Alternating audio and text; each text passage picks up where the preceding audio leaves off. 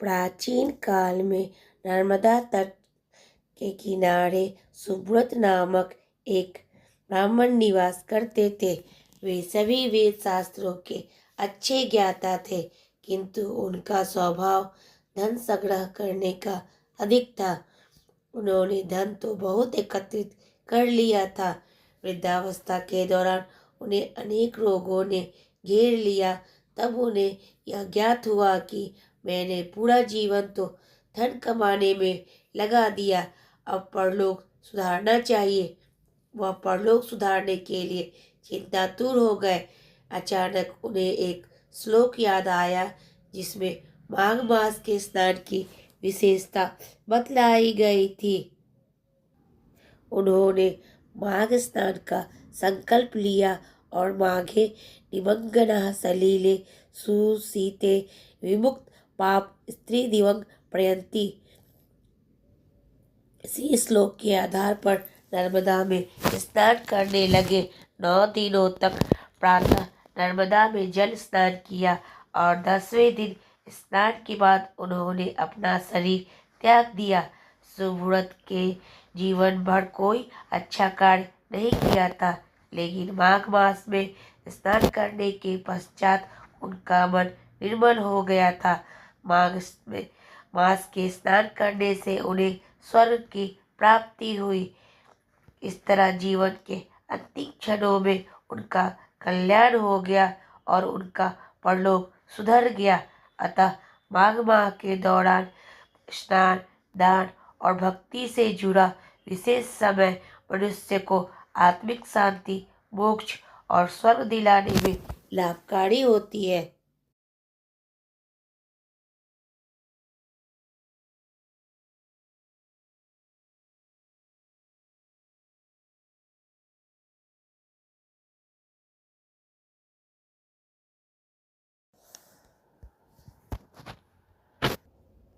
माघ पूर्णिमा की प्राचीन कथा के अनुसार कांतिका नगर में धनेश्वर नामक एक निर्धन ब्राह्मण निवास करते थे।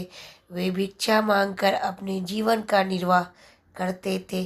उनके जीवन में एक बड़ा दुख था कि उनकी कोई संतान नहीं थी।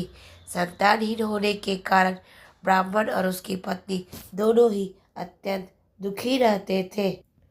एक दिन ब्राह्मण की पत्नी नगर में भिक्षा मांगने के लिए लेके निकली, लेकिन लोगों ने उसे संतानहीन होने के कारण ताने दिए और भिक्षा देने से इनकार कर दिया। इस अपमान और पीड़ा से वह अत्यंत दुखी हो गई। उसी समय एक शुभचिंतक ने उसे माँ काली की 16 दिनों तक विधिवत पूर्वक पूजा करने का उपाय बतलाया।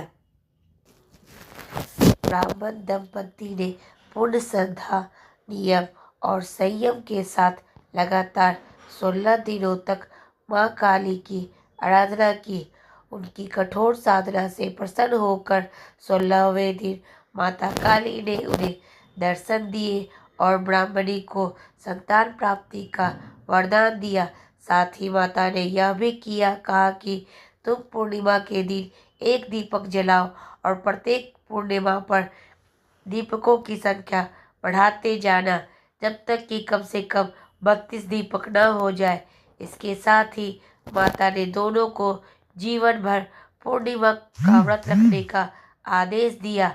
माता के आदेश के अनुसार ब्राह्मण दंपति ने पूर्णिमा व्रत रखना आरंभ किया और हर पूर्णिमा को दीपक जलाने लगे। कुछ समय बाद ब्राह्मणी गर्भवती हुई और कालांतर में उसे एक सुंदर पुत्र को जन्म दिया, जिसका नाम उन्होंने देवदास रखा। जब देवदास बड़ा हो गया तब उसके माता पिता ने उसे शिक्षा के लिए मामा के साथ काशी भेज दिया।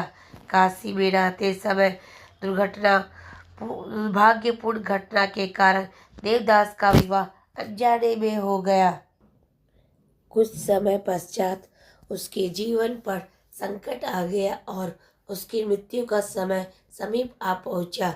उसी समय उसके माता पिता ने संतान प्राप्ति के कारण पूर्णिमा का व्रत रखा हुआ था और माता काली की कृपा उनके साथ थी। पूर्णिमा व्रत और माता की कृपा के प्रभाव से देवदास का काल कुछ न बिगाड़ सका और उसे जीवन दान प्राप्त हुआ।